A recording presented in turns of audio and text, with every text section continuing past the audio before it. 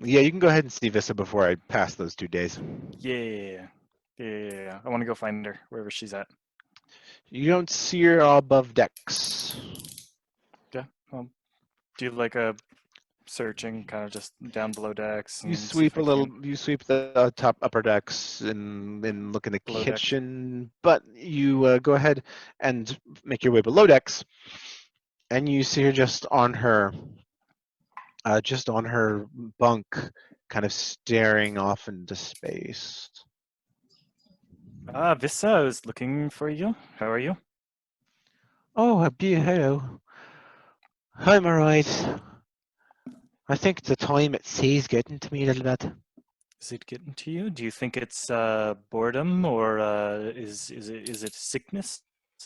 I can tell you, my first time on a ship, I got a little bit sick just, doing what you're doing, sitting, looking up at the ceiling. Do long for dry land? I mean, or to stay still for more than a couple of days. Yeah. I feel like I'm always moving and my head is spinning when we stay still. I guess that'll go away, but it's bothering me. Yeah, yeah, yeah, Like, yeah. can't you feel it? Like when you stop moving, when you've been going at sea, and your head and like your vision still feels like you're moving. Is this your first time on a ship extended? Extended voyage. I've been on rivers and lakes, but Yeah. never out at sea especially for this amount of time. This is my second, and it is the longest time that I've been on a ship, but this is my second. It gets better. It does get better. My first Sure hope. time, I didn't stop moving for 2 days after I got back on dry land. It was Oh, pretty rough. This time has been better. but it I does feel like end I've, though, right? yeah, it goes back to normal. It's something with your brain, and then once you get over it, you're over it for good, and that's the good part. You are near the end now. Thank goodness. About to Yeah. drive me mad. Yeah, yeah, yeah. Well, listen here. We were just on a very small town, and there was a merchant in the merchant square. There wasn't very many merchants, but one of them was sitting there, and he had nothing to sell except for this book. And I think we're about to be on a long length of voyage. I Is think it that you might like this. is it some sort of mysterious book like my uncle's? No, I don't think it's anything important. I think it's She just a opens it. novel. She opens it and starts leafing through, and she says, "Oh, it's a story." Yeah, yeah, yeah, yeah, yeah. Yeah. That's what And I think he said it is. her face kind of lights up at this, and she says, I used to like to read stories. We have a couple of very accomplished authors down in Eartha, and I haven't been able to read any of their publishings or anything like it for quite some time. This is very welcome for me. Yeah, well, I hope you like it. I don't think that it's going to hold up uh, the, to anything professional. I don't think that he was a professional at writing stories, but if you want to read it, I think it's yours.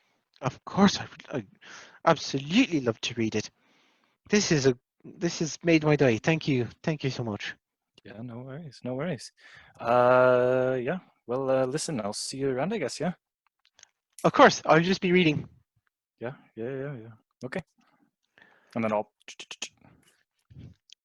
And You've made it Vis's I day. went to go see the dwarf cook Eckerd. Is that his name? Yeah, Eckerd. I would like to go give him the honey. And then Ah, Bew goes yes. to the bathroom. View goes to the bathroom. Yeah, you head over to where the small kitchen area is. You see Eckerd at work with some of the new foodstuffs. It looks like he's acquired some onions and is chopping them whilst crying. Oh, don't you just hate these bloody things? How Looks can like you love them. how can they how can they do this to you and then taste so good afterwards? Don't you understand it? Well, I could use a break from it. Oh, how's your day been? Did you go into that little town there? Yeah, there was not a lot there. Doesn't look Uh, like it. But they were selling these jars of honey. I didn't know if you could find a use for them. Oh, Caswinnick, honey. Eh? Yes. Now that I can use. I get so little, you know, the last time I had a bag of sugar, proper Golden Isle sugar, boy, it's been a while. Sugar's so hard to come by. Now, the honey is so welcome. Thank you so much. This is great. This is the ticket. Going to make some great desserts with this. Haven't made desserts in a little while. Wonderful. You should assist in the kitchen more often. Oh, I'm not much of a cook, but I do know good supplies, the right thing to buy at the right time. He runs his fingers through his mohawk. What do you mean by that? You just got an eye for a deal? Are you thrifty? Sure, we'll go with that one. Thrifty, I all kind of right. smile. Then from now on, you're my partner. When I go into town, you're going to go with me and find me the best deals. Okay, you got it. All right, deal. Now I'm going to go back to chopping these bastard onions. And he does, and then continues to weep.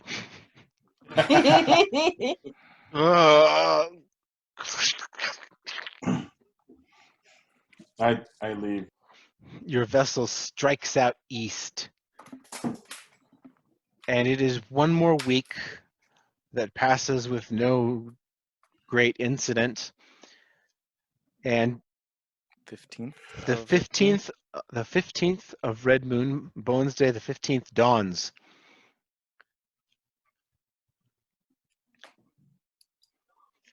And as the morning progresses, you've been by this time navigating through sea ice and some icebergs. You haven't really had any close calls. Nikolai is very good at this. But beyond the normal sea ice, you see a shape emerging, like a great titan out of the morning mist, much higher than the sea ice or icebergs you've been navigating. This is an immense formation of stone, which then continues to reveal itself as this massive array of cliffs, hundreds of feet high. Boulders as large as your ship lay at their feet along this coastline that reveals itself. And you have reached the Isle of Giants. Ah! The morning draws on. You get nearer to the coastline. Graziella directs that you get into this area nearer to the coast where the sea ice clears up, and you weave in and around it until you're kind of hugging the coastline. And these cliffs, as you look up above, they loom like this huge iron wall that just reaches all the way to the heavens. And you continue along the coastline, and these cliffs, they rise and fall in their height, occasionally giving way to a small cove or fjord. And near the end of the afternoon, the elevation on it dips a bit, and you can see tall fir trees begin to crown the landscape above. But by evening, you have still found no signs of life or civilization. And night falls. And Graziella, she says, we will drop anchor here for the night. I will not risk a random sea ice or rock tearing us apart in the dark. I'm sure Nikolai will agree with me. And he nods his assent. And she commands that the anchor be dropped and that you all will shelter here for the night. So Find Worth. you're just moored alongside the Isle of Giants, this magnificent landscape. Warith, what if, and this might be a crazy theory, what if there are actually no giants, just everything here is really big? Like these cliffs are big, and these boulders are big, and those trees that we saw were big? Maybe the trees are just the grass. We haven't even seen the real trees. The grass we find is actually moss. We're cracking Nick up. Maybe it could be a misunderstanding. The Isle of Big Things, not the Isle of Giant People. The Isle of Giants, like everything's just massive.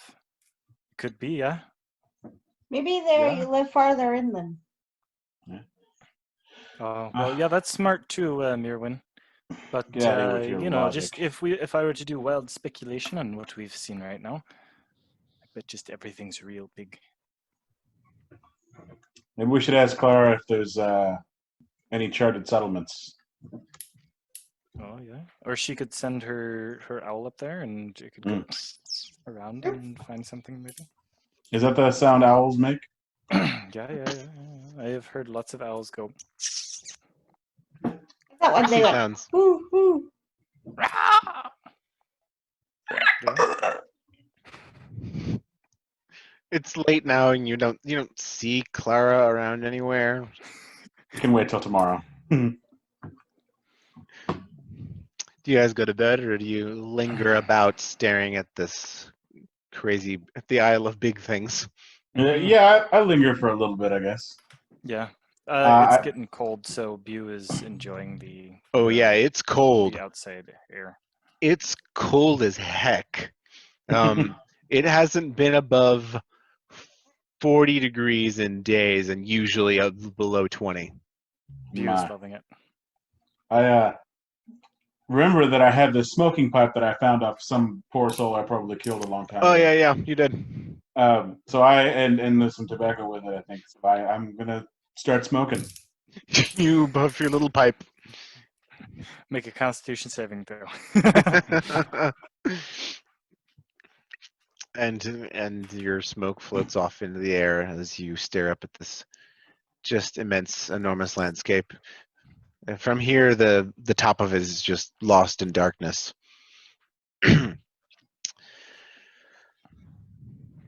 And what do you do, Mirwin?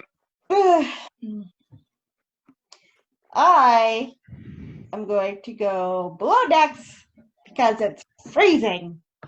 Yeah, it's freezing. Okay, you go below decks and find your bunk and where your blanket is. Yes, I'm gonna go wrap up in my blanket and mumble about how cold it is.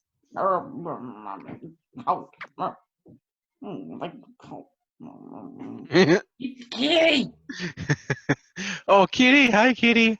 kitty. Oh, This won't show up on the video recording unless Ian says something and makes the spotlight go to him. look at that kitty! Look at that there, Kitty! She's And it's growling. gone. It's gone. Oh well. Oh, we saw her tail. When the morning dawns, She growled real bad at me there. Don't You blame all- me. you all wake to the sound of the anchor being pulled up, the of the chain, and you feel the acceleration of the ship. I get up and I guess I yawn. Excuse me. That was anyway. Going to. Got everybody except for me. Good job. I get up and go on deck and see what's happening. You're continuing along hugging the slept outside. coastline. You're hugging this coastline, and a few hours go by. Are the rest of you doing anything during this morning? Just enjoying the outside, enjoying the air is all. So Wow, Sadie. Oh, I want to clean that captain's coat I found. Oh yeah, okay. Um, there are a couple of wash basins below decks where there is some lye soap, and you can attempt to clean that. I would do that. Yeah, you make your way over to one of those basins, dip the coat in it, and make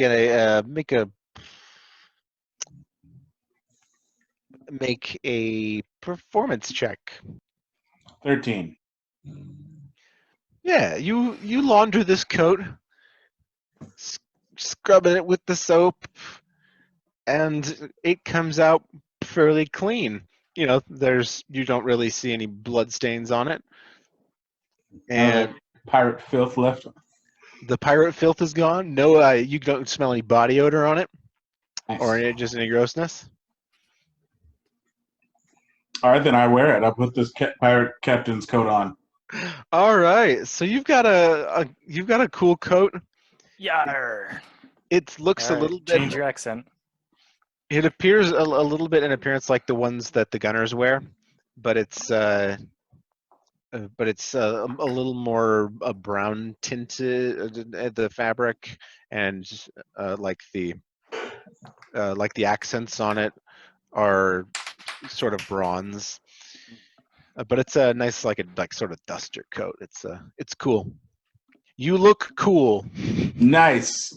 That's what I was going for. If I can't have it in real life, I'll have it in D&D. Zoom kind of lagged out. Did you say he looked like a tool? Man, No, you missed it. It lagged, and he said Ian's a fool. I mean, I said you look cool, but why not both? It Did you is say my? No, that's stupid. Never mind. it is about noon on the 16th of Red Moon, Ayers Day, and you have rounded this large area of cliffs, and you come to see where it like the landscape dips.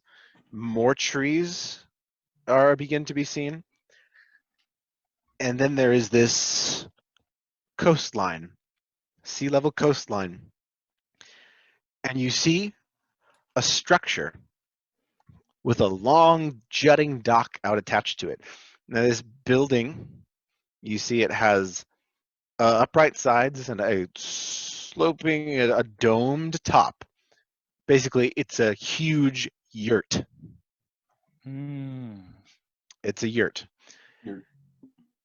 Its sides are constructed of wood and thatch, with the top being covered with a lot of furs interwoven with thatch, and some smoke emanates from a hole at the very top. And by the shore, you see, sitting cross-legged, a massive living creature.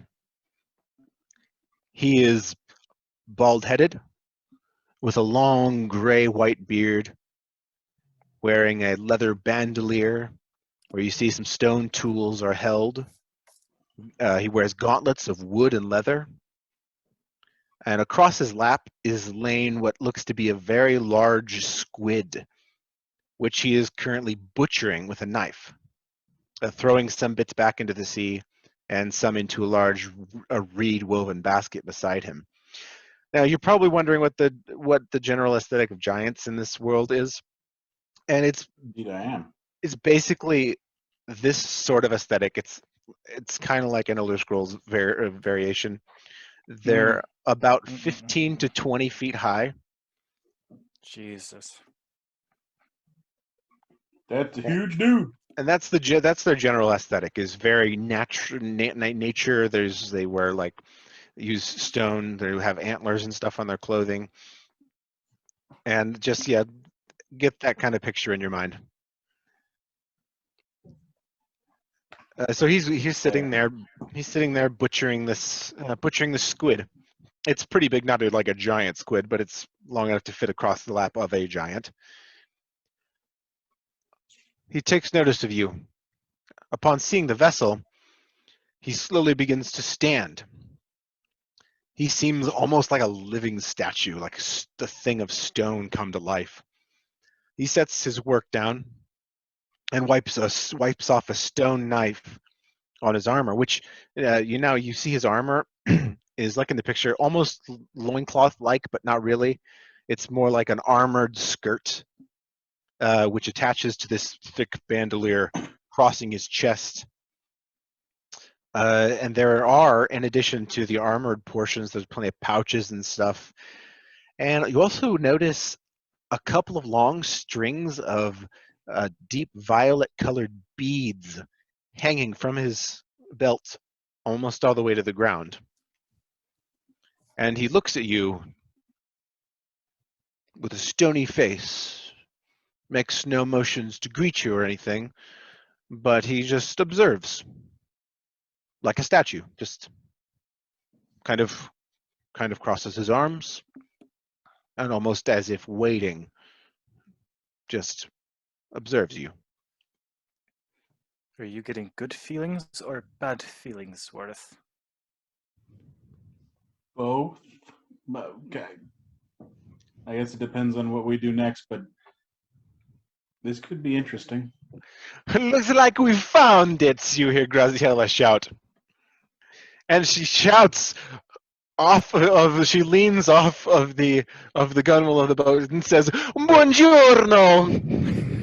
Of course she does. Graziella's getting good feelings, yeah. Well, I assume that we'll be docking pretty soon, or should we send a... And she says, Nikolai, bring us in, bring us in. The pier is also very long. It looks like this may be a spot where trading vessels sometimes come in. You don't see any ships at it right now. Like there's no sign that the giant has a ship or anything. But yeah, your ship pulls in. The Larkspur docks. And what do you guys do? Worth, where is that wine that you pulled up like a month ago? Oh, it's back in the bunks, I think. I'll go grab it, I guess. You want to grab a bottle and we'll offer it as peace, you think? Yeah, that might work. So I go get this wine. Okay, you've got what was it, 9 bottles of wine? Sure, I forgot to write it down. Yeah, I believe it was 9. Yep, a little crate of 9 bottles of wine. It's unmarked. And so you take this wine, and what do you guys proceed? Yeah, I think we only need 1 or 2 worth. What do you think? Or should we give all of it to the giant? Yeah, okay, we can do that. Let's. So I pull 2 bottles out, and I say to View, lead the way.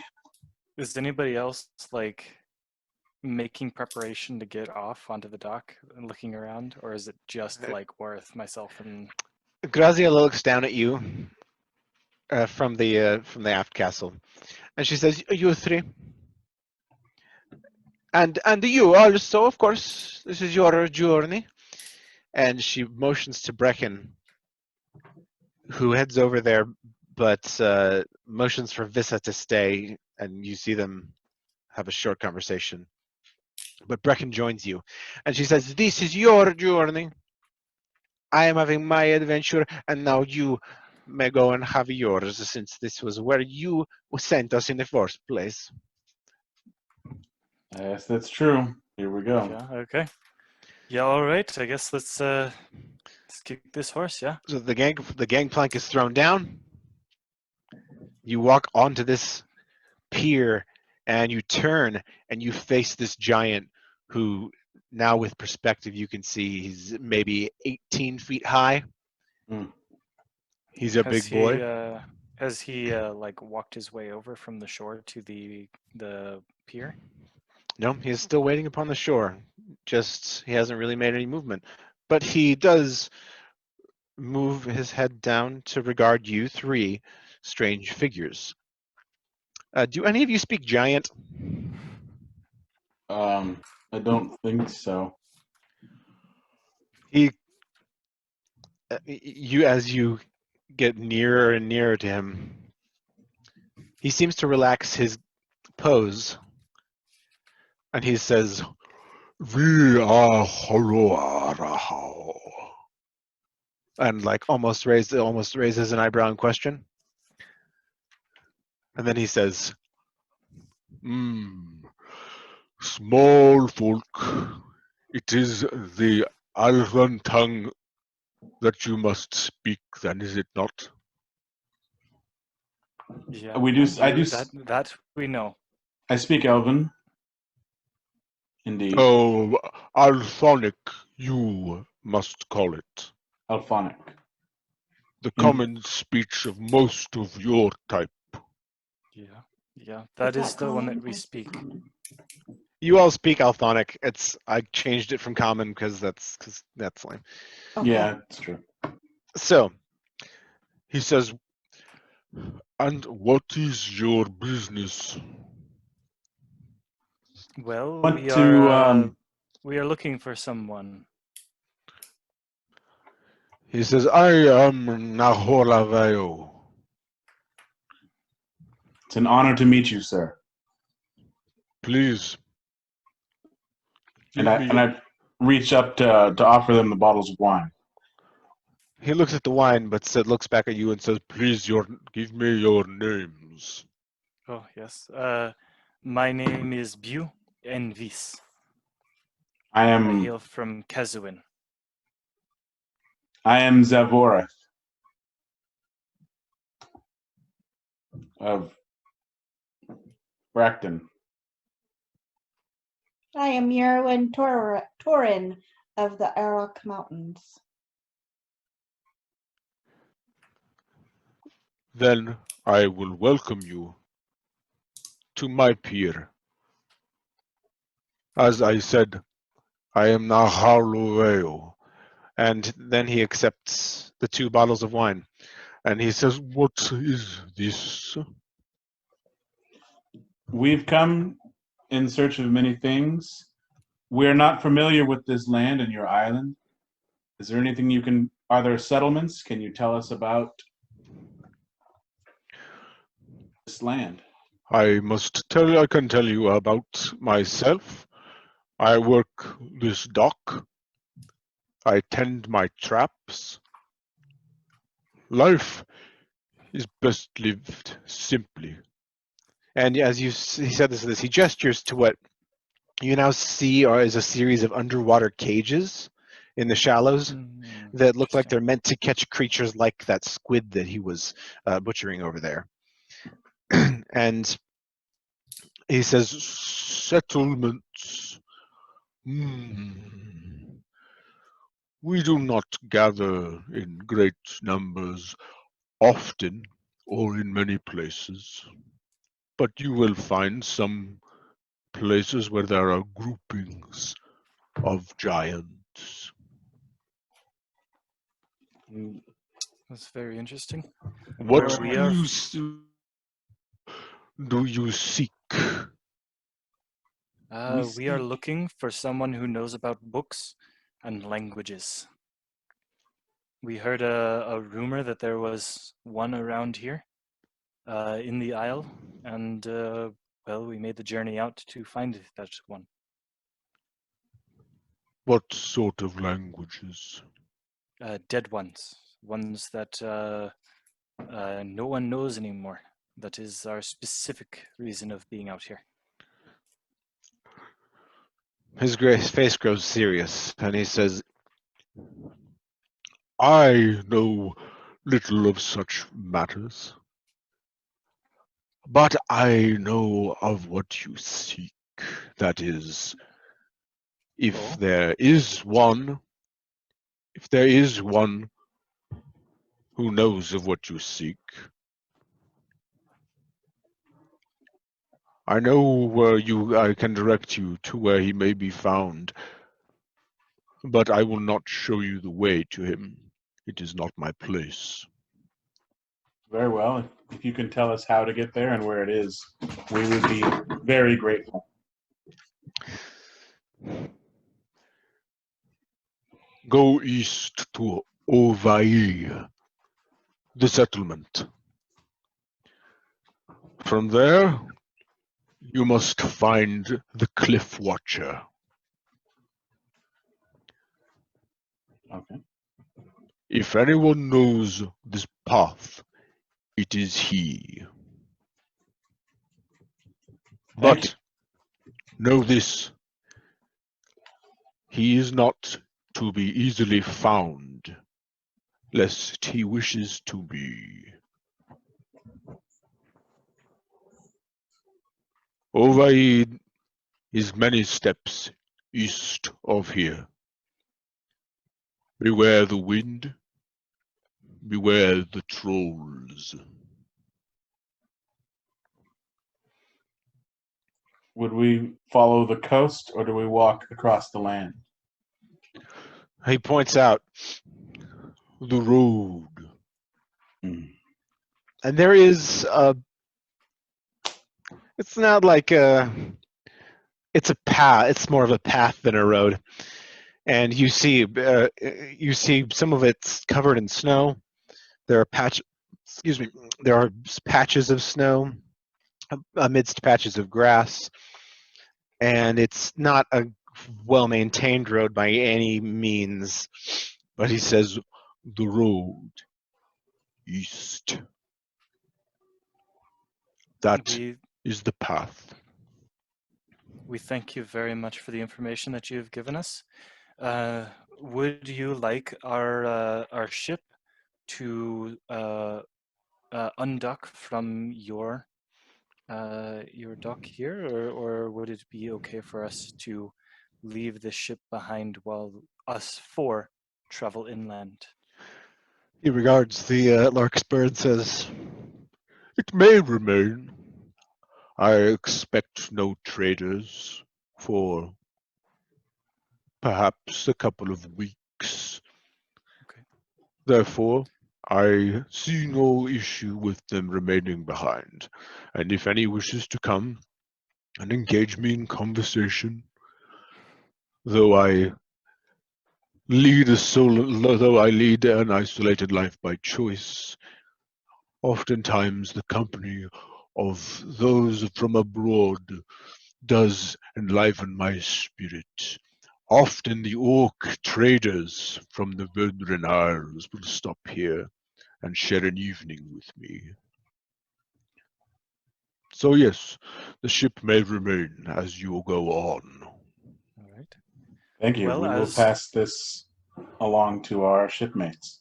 Yeah, exactly. If they decide to come have a conversation with you, that is up to them. But we thank your hospitality. It is greatly appreciated. You have These you have offered me your names and this gift. Therefore, my hospitality and my dock shall extend as well to all of your crew. Thank you. We appreciate it.